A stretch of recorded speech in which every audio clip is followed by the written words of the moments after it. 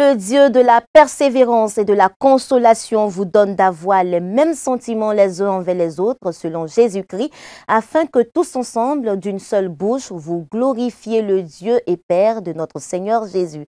Romains chapitre 15, le verset 5. C'est avec cette exhortation de l'apôtre Paul à l'amour que je suis ravie de vous retrouver en cette nouvelle semaine pour notre temps d'information sur Espérance TV. Au sommaire. Le bishop Benjamin Boni a reçu à son cabinet ce mardi les couples Yapo et Bamba, des fidèles méthodistes qui ont contribué dans leurs différentes communautés à l'essor de l'Église méthodiste de Côte d'Ivoire. Pour leur implication dans la vie de l'Église, ils ont été décorés par le bishop Benjamin Boni. On en parle dans quelques instants. S'agissant toujours de décoration, 450 femmes méthodistes du district Abidjan-Nord ont reçu des médailles le week-end dernier au cours d'une cérémonie en leur honneur. Des distinctions qui montrent la reconnaissance de l'Église pour leurs efforts dans ce district à travers l'Union des femmes méthodistes de Côte d'Ivoire. Et puis, à quelques mois des élections présidentielles, la Conférence des évêques catholiques de Côte d'Ivoire a fait une déclaration officielle afin d'inviter la classe politique ivoirienne à œuvrer pour des élections apaisées. Mesdames et messieurs, shalom chez vous et merci de vous informer sur Espérance TV. Nous commençons cette édition avec ce communiqué émanant de la Conférence de l'Église méthodiste de Côte d'Ivoire. Le secrétaire de la conférence de l'Église méthodiste de Côte d'Ivoire rappelle que, conformément aux informations de la conférence extraordinaire du 1er mars 2025, la passation des charges entre le président sortant et le nouveau président de l'Église aura lieu le mercredi 26 mars 2025 à partir de 10 h au siège de l'Église méthodiste de Côte d'Ivoire au Plateau. La passation des charges entre le président national des laïcs sortant et la nouvelle présidente des laïcs et son vice-président aura lieu le jeudi 27 mars 2025 à partir de 10 h au siège de l'Église méthodiste de Côte d'Ivoire au Plateau. Par ailleurs, le secrétaire de la conférence informe tout le peuple méthodiste et tout le corps de Christ que la cérémonie d'investiture du nouveau président de l'Église initialement prévue pour le dimanche 30 mars 2025 au jubilé de Cocody est reportée à une date ultérieure. Que Dieu bénisse son Église, signé le très révérend pasteur Isaac Bodje, secrétaire de la conférence de l'Église méthodiste de Côte d'Ivoire.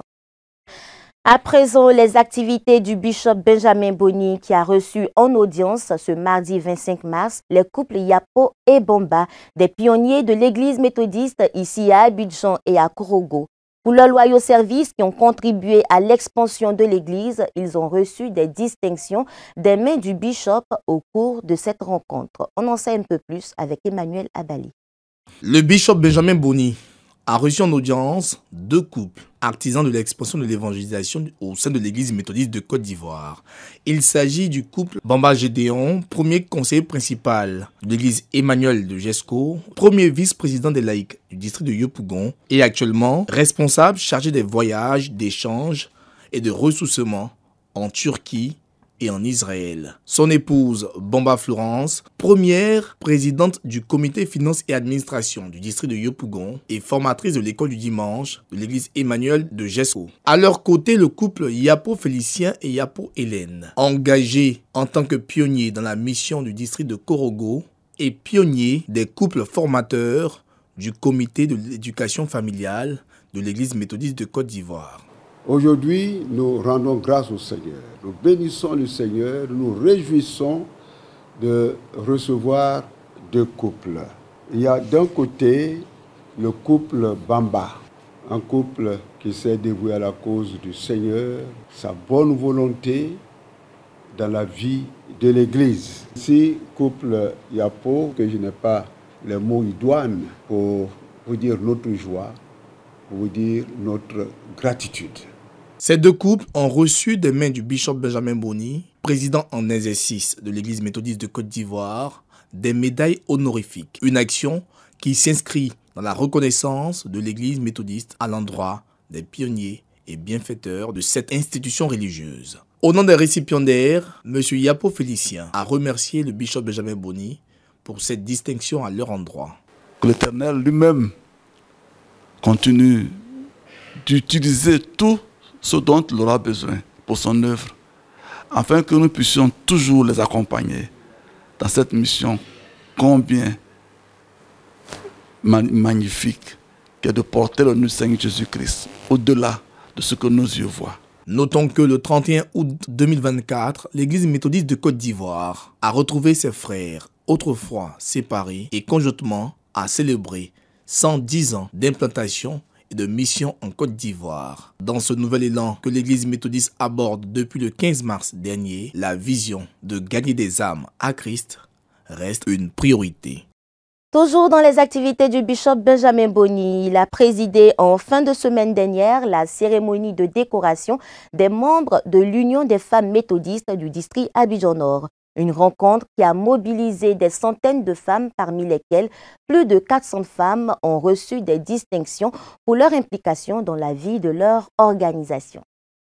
450 femmes de l'Union des femmes méthodistes issues de tous les circuits du district Abidjan-Nord ont été décorées au temple Nazareth de Bonhoumé le samedi 22 mars 2025. Cette marque de distinction vient récompenser le travail accompli par les femmes de ce district. C'est une immense joie et nous félicitons la présidente nationale pour cette initiative qui réjouit le cœur. Ce n'est pas fortuit, c'est l'œuvre de nos mamans qui ont eu la foi dans le Seigneur que nous suivons. C'est vraiment une joie pour moi et je me rends compte que Dieu ne fait exception de personne. Qui suis-je pour me faire la grâce de prendre part à cet événement inoubliable? Je suis heureuse parce que c'est un honneur pour moi en tout cas de faire partie des récipiendaires. C'est-à-dire le travail que nous abattons dans la maison de Dieu est reconnu quelque part. Donc à Dieu seul soit la gloire. C'est agréable et c'est beau qu'on se retrouve. Nous retrouvons toutes les présidentes des églises locales dont la joie est grande. On dit que le Seigneur nous bénisse et que ceux qui sont après nous aussi puissent arriver jusqu'à nous pour être décorés. Initiée depuis 2020 par le Bureau national des femmes à la faveur du 60e de l'Union des femmes méthodistes de Côte d'Ivoire, cette cérémonie de distinction s'est déjà effectuée dans 14 districts de l'Église méthodiste de Côte d'Ivoire pour reconnaître les efforts consentis par les femmes depuis plusieurs années dans l'Église. Occasion pour la présidente nationale d'encourager ses sœurs à persévérer dans l'œuvre du Seigneur. Depuis 2020-2021, la présidente et son équipe sillonnent les districts pour distinguer toutes celles qui ont créé ce mouvement, qui sont restées actives.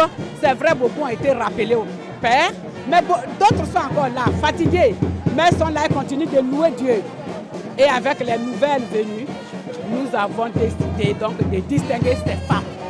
Nous sommes au 15e district aujourd'hui. Présidant cette cérémonie de distinction, le bishop Benjamin Boni a félicité les braves femmes et les a exhortées à rester fidèles et engagées dans le Seigneur. Nous n'avons aucune force en nous.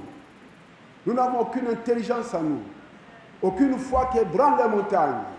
Mais notre foi, notre force, notre intelligence et notre succès, c'est en l'Éternel, notre Dieu, par Jésus-Christ. Il faut donc que nous soyons des hommes et des femmes de prière et que nos vies soient des vies qui aident, des vies qui apportent, des vies qui participent. Et alors, on dira toujours, vive le Seigneur et vive son Église au nom de Jésus-Christ. Amen. Cette cérémonie, la 15e du genre, a vu la distinction des pionnières, des épouses de pasteurs, d'aumônières, des membres honoraires et en exercice du Bureau national des femmes méthodistes de Côte d'Ivoire. Je vous emmène à présent dans le district de Yopougon où le très révérend pasteur Séraphin Moudé, nouveau président de l'Église méthodiste de Côte d'Ivoire, honore son engagement de communier avec les chrétiens méthodistes de Niangon-Lokwa après la réconciliation entre les frères et sœurs méthodistes effectuée en 2024. Plus de détails avec Raphaël Dompé. La présence du très révérend pasteur Séraphin Anomoudé, nouveau président de l'église méthodiste de Côte d'Ivoire à Niangolokoa, le 23 mars 2025, est un rendez-vous longtemps planifié qui l'honore. Un rendez-vous s'inscrivant dans le cadre de sa visite pastorale en tant que surintendant du district ordinaire de Yopougon. Cette rencontre, comme l'a voulu le destin, revêt deux symboles forts. Le premier, celui de la fin de son ministère en tant que surintendant, et le deuxième, son accession au poste de président de l'église, d'où toute la manifestation de cette joie des fidèles. Mon Dieu Séraphin, en tant que bishop, foule le sol de Niangolokoa, qui est désormais son village, qui est désormais son lieu de pèlerinage. Et nous tous, en commun accord, nous sommes fiers de le recevoir. C'est une joie immense de voir le catéchisme parti d'ici et revenu bishop. Niangolokoa est béni et c'est à chaque fille de ce village de saisir sa grâce. Je suis contente que le bishop soit aujourd'hui dans mon village. Ça n'a pas été facile, mais Dieu fait grâce aujourd'hui. Il est venu à Niangolokoa pour unir les deux églises en tout cas. Très révérend pasteur Séraphin Moundé, un matin de l'année 1992, vous avez foulé pour la première fois le sol de Niangolokoa, d'où vous embrasserez la carrière de catéchiste dans l'église protestante méthodiste d'alors et prendre votre destin en main. D'échelon en échelon et de grade en grade, vous avez progressé de façon fulgurante, astronomique et occupé des responsabilités dans les districts d'Aboasso, Abengourou, Yopougon. Quant à l'orateur du jour, il s'est inspiré du texte biblique de 1 Samuel chapitre 13, versets 5 à 15 pour livrer son message, une prédication autour du thème « L'homme selon le cœur de Dieu ». Le Dieu de David se choisit souverainement en cette année 2025 un jeune serviteur aux épaules frêles à qui il demande de porter par ses soins pastoraux et pieux toute la grande église méthodiste de Côte d'Ivoire. Peuple divers, nombreux, éclairé et un peuple de qualité. N'est-il pas le David sur le cœur de Jésus-Christ, sur le cœur de Dieu? Se félicitant de toute cette ambiance à la gloire du Seigneur, le nouveau président de l'église méthodiste de Côte d'Ivoire a remercié les membres de l'OCOA pour leur soutien manifesté à son égard, non sans les inviter à l'union et à l'amour pour la consolidation des acquis de l'église. Nous n'avons plus besoin de ressasser tout ce qui est passé, de revenir encore sur les blessures. Allons de l'avant, mettons-nous ensemble, soyons unis comme une seule famille.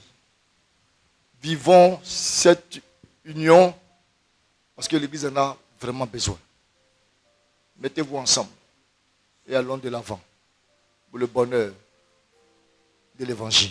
À la faveur de cette visite liée aux activités du surintendant, le doyen du village et tous ceux qui ont œuvré à l'avancement de la communauté Saint-Esprit de Niangolokoa ont été honorés. Le dimanche 23 mars 2025 n'a pas été de tout repos pour le très révérend pasteur Séraphin Moundé, nouveau président de l'église méthodiste de Côte d'Ivoire. Après sa visite pastorale au temple Saint-Esprit de Niangolokoa, il a reçu à son domicile les femmes du district de Yopougon venues manifester leur joie pour son élection au sommet de l'église.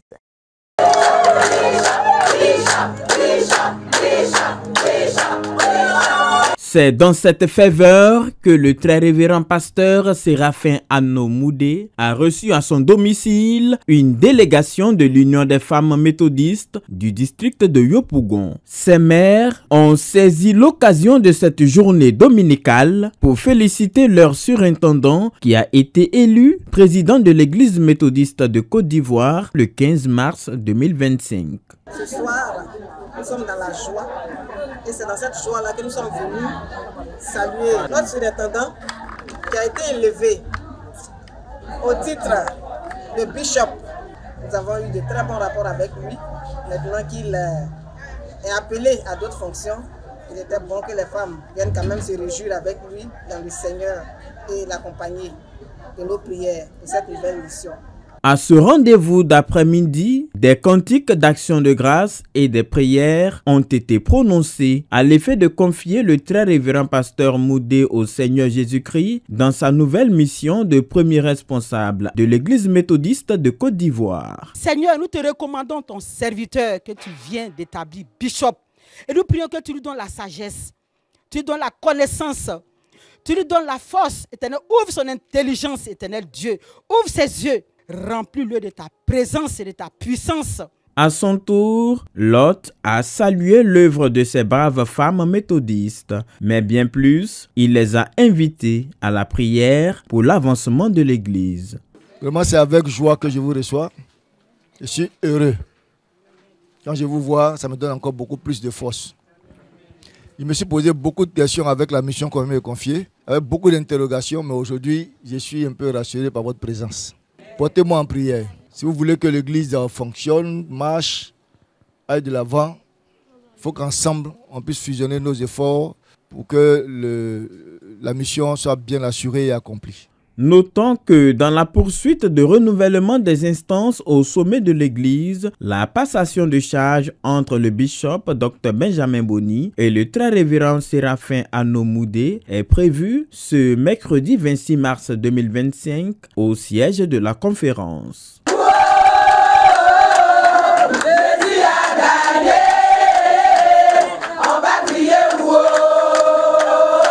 2010-2025, voici 15 années que la radio nationale méthodiste La Voix de l'Espérance existe. Et si ce média continue d'émettre, c'est grâce à l'appui considérable des donateurs qui soutiennent la radio à travers le Club de l'Espérance. Et pour leur témoigner sa gratitude, le Temple Exode de Yopougon-Sikoji a abrité la cérémonie de reconnaissance organisée par la radio. Le compte rendu de Raphaël Dompé et Aristide Esmel. Pour l'étape 2 de ces actions de reconnaissance envers les membres du Club de l'Espérance, la radio méthodiste La Voix de l'Espérance a posé ses valises dans le district ordinaire de Yopougon. Au Temple Exode, les différents donateurs, membres du Club de l'Espérance au nombre de 300, ont été honorés pour leurs efforts de contribution considérables à l'œuvre du Seigneur à travers ce média, la 101.6 FM. Il y a des gens, des personnes qui sont à fin fond de la Côte d'Ivoire, qui veulent entendre la parole de Dieu. Il faut soutenir la radio pour que la radio puisse aller et mettre au-delà des antennes qu'ils ont à proximité. Il est bon de soutenir la radio. Et tant que le Seigneur me donnera vie, je continuerai de soutenir la radio. Nous allons continuer de le faire par la grâce de Dieu. Nous allons prier que la radio aille de gloire en gloire. Bertine Bressou-Begré, chef de service dons et relations publiques de La Voix de l'Espérance, et le directeur de la radio, Serge Pacom Nguessan, ont au cours de la cérémonie remercié les membres du Club de l'Espérance repartis dans différentes catégories: Simon de Sirène, Sentinelle, les amis et les autres donateurs. Un appel a été lancé aux souscripteurs. La radio confessionnelle, selon ce qui est recommandé, doit vivre des dons et des avis et communiqués de ses fidèles. Ainsi donc, toute radio confessionnelle qui naît doit se faire accompagner par les dons de ses fidèles. Et ces membres-là ont compris le sens de cet accompagnement et donc ont décidé d'accompagner La Voix de l'Espérance à travers leurs dons en nature et en espèces. Et cela chaque mois. Les défis sont nombreux. Nous estimons qu'il faut aller vers ceux qui soutiennent la radio. Non seulement pour leur dire merci pour tout ce qu'ils ont fait jusqu'à présent, mais pour les encourager. Parce que la mission continue. La mission n'est pas arrêtée, elle continue. Et tant que la mission continue, nous aurons besoin de leur soutien. Au cours de cette rencontre, un temps d'adoration et de prière a été observé. Après le district Abidjan Nord le 8 mars dernier, Yopougon le 22 mars, Cap est mis sur le temple de Songon Agban le 29 mars prochain afin d'honorer les membres du Club de l'Espérance et dons des districts de Songon et d'Abou. Venez soutenir la radio. On met le cap sur le temple John Wesley de la Riviera Palmeraie qui a été marqué le week-end dernier par un moment de prière intense dénommé Face au trône. C'est un événement qui est à sa 5e édition et qui a réuni les enfants de l'école du dimanche du district Abidjan Nord autour du thème « Racheter, je loue et j'adore Dieu encore et pour toujours ». Pour la 5e édition du programme de prière, de louange et d'adoration dénommé Face au trône, c'est une marée blanche de 2000 enfants qui a investi l'église méthodiste John Wesley de la Riviera Palmeraie le samedi 22 mars 2025. Cette activité organisée par l'école du dimanche du district Abidjan Nord avait pour thème central « Racheter, je loue et j'adore Dieu encore et pour toujours », tiré de Luc chapitre 1, versets 57 à 69. Objectif: initier les enfants de leur jeune âge à vivre la puissance divine par la louange et l'adoration. Que les enfants, par leur adoration, par leur louange, puissent expérimenter la puissance de Dieu. Car la Bible déclare que Dieu sert dans la louange et dans l'adoration de son peuple. Au cours de ce programme, marqué par des temps d'enseignement biblique et des moments d'adoration, les encadreurs ont su adapter leur pédagogie pour permettre aux plus jeunes de saisir l'importance de la louange dans la vie du croyant. Emmener les enfants à comprendre que par leur propre prière, ils peuvent atteindre Dieu. Par leur propre prière, ils peuvent être exaucés. Donc s'ils s'humilient leur cœur devant le Seigneur les visitera. Le point culminant de cet événement a pris l'allure de sanctuaire céleste avec la participation des chantres vêtus de blanc. Ils ont ouvert la célébration avec des cantiques, créant une atmosphère à la fois joyeuse et recueillie. Tout ce que je recherchais, franchement, j'ai pu le trouver ici. Parce que le moment d'adoration était super, le moment de louange était super. Je me suis bien amusée et c'était un moment incroyable. En tout cas, j'ai adoré. J'ai vraiment trouvé ce moment instructif parce qu'il nous a permis de nous rapprocher d'une certaine manière de notre Seigneur. Il nous a permis d'être enseignés, il nous a permis de nous rapprocher d'autres enfants aussi. Et il nous permet aussi de pouvoir évangéliser au dehors. Cette 5e édition de Face au trône a confirmé son statut de laboratoire spirituel pour les jeunes générations. Alors que le soleil se couchait sur Riviera Palmeraie, les derniers cantiques des enfants résonnaient encore, porteurs d'une promesse, celle d'une église méthodiste enracinée dans l'adoration et la louange.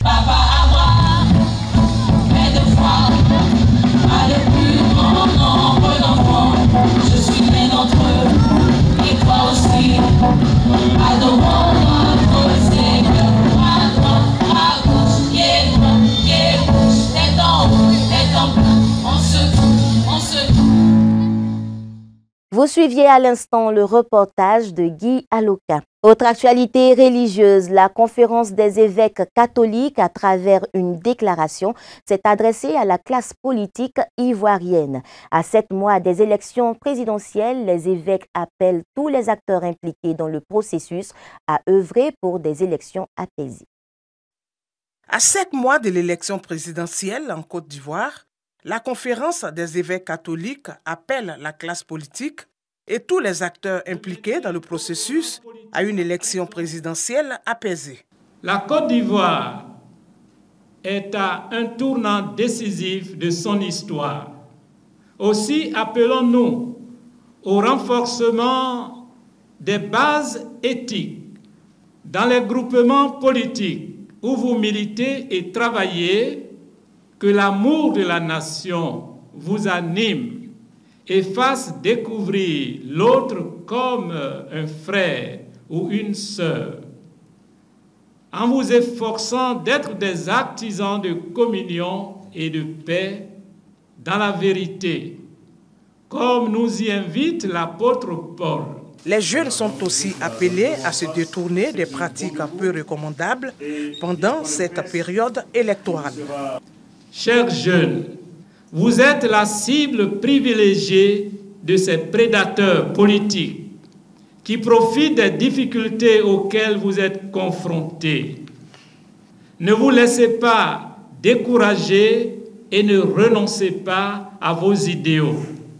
Cultivez en vous l'aspiration vers la fraternité, la justice et la paix. Nous, vos pères, à la suite du pape Benoît XVI, attirons votre attention La conférence des évêques catholiques invite également la commission électorale indépendante à plus de transparence dans le processus électoral. Nous l'exhortons à honorer son engagement en faveur de l'équité et à travailler à la réduction de toute faille potentielle dans le système qui pourrait miner la confiance du public dans les futures élections. Elle est la garante du processus électoral. Qu'elle s'engage donc dans un dialogue constant avec toutes les parties prenantes, en particulier les partis politiques, afin de répondre à toutes les préoccupations. Les forces de défense et de sécurité sont exhortées à faire preuve de professionnalisme, de neutralité et de respect des droits humains afin de garantir des élections pacifiques. Sur le continent, face à l'afflux des réfugiés de la République démocratique du Congo au Burundi, le Programme alimentaire mondial des Nations unies appelle à l'aide. Au Burundi, le Programme alimentaire mondial des Nations unies demande une aide supplémentaire alors que le besoin devient plus important. L'arrivée de nombreuses familles ayant fui les violences dans l'est de la RDC a conduit à une augmentation du nombre de réfugiés et mis à rude épreuve les programmes d'assistance alimentaire. Depuis janvier 2025, près de 70 000 personnes, principalement des femmes, des enfants et des personnes âgées, ont fui les combats en RDC pour se réfugier au Burundi. Ce que nous voyons maintenant dans ce stade, c'est essentiellement des personnes qui ont fui la crise dans l'est de la RDC et qui arrivent au Burundi. Cela conduit à une augmentation du nombre de réfugiés dans le pays. Nous avons été en mesure de fournir des repas chauds à ces réfugiés dès leur arrivée et pour ce faire, nous avons dû réduire l'assistance aux anciens réfugiés. Cette crise a exercé une pression énorme sur la filière alimentaire qui est à bout de souffle. Nous appelons les communautés de donateurs à se manifester et à fournir des fonds pour que le PAM puisse assurer l'aide alimentaire d'urgence à ce nouveau groupe ainsi qu'aux anciens réfugiés qui se trouvent dans le pays depuis des décennies.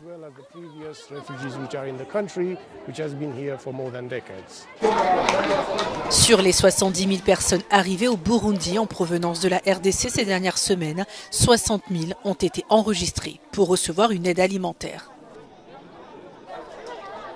Cela porte à 120 000 le nombre de réfugiés pris en charge par le PAM au Burundi. Ailleurs dans le monde, avec le gel de l'aide américaine au pays à travers l'USAID, 6,3 millions de patients souffrant du VIH trouvent leur santé menacée pour manque de soins. On regarde. Au Zimbabwe, les traitements habituels contre le VIH-Sida sont de plus en plus inaccessibles en raison de la fin de l'aide américaine internationale. Dans ce pays, 80% des fonds destinés à la lutte contre la maladie proviennent des États-Unis. Les gens ne savent pas où obtenir les prochaines tranches de médicaments antirétroviraux. Ils se rendent aujourd'hui dans ce centre. Demain, on leur dit d'aller dans un autre, probablement à des kilomètres au-delà. Donc, cela fait vraiment des ravages pour les personnes que nous représentons. Ce sont aussi des mères, des pères, des sœurs et des frères dont le voyage jusqu'à ce jour a été entaché de résilience. La directrice de l'ONU-SIDA estime que 6,3 millions de personnes sont menacées de mort par le VIH-SIDA d'ici à 2030, à moins que l'USAID ne soit rétabli. Au dernier décompte de 2023, nous avions 600 000 décès dans le monde liés au sida. Il s'agit donc d'une multiplication par 10. Nous nous attendons également à 8,7 millions de nouvelles infections. Au dernier décompte, il y avait 1,3 million de nouvelles infections dans le monde en 2023.